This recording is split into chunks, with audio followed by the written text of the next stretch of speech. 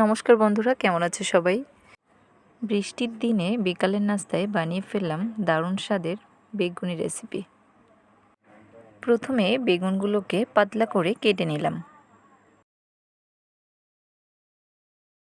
তারপর একটা বাটিতে নিয়ে নিলাম বেসন, চালের গুঁড়া, পরিমাণ মতো লবণ, হলুদ, মরিচের গুঁড়া, ধনিয়া জিরার গুঁড়া এবং জল দিয়ে ভালো করে এগুলাকে মিশিয়ে নিব। মিশ্রণটা গাঢ় করে তৈরি করে নিলাম।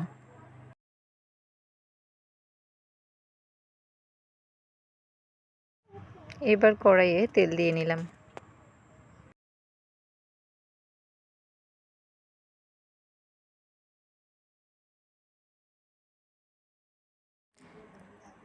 এবার মিশ্রণটার মধ্যে বেগুনগুলোকে চুবিয়ে এক এক করে তেলের মধ্যে দিয়ে দিব।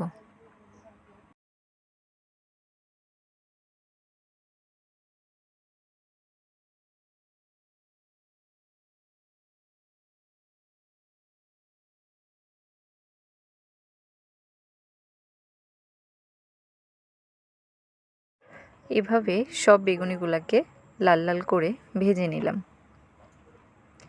তৈরি হয়ে গেল খুবই মুচমুচে ও দারুণ স্বাদের বেগুনি। Bye bye.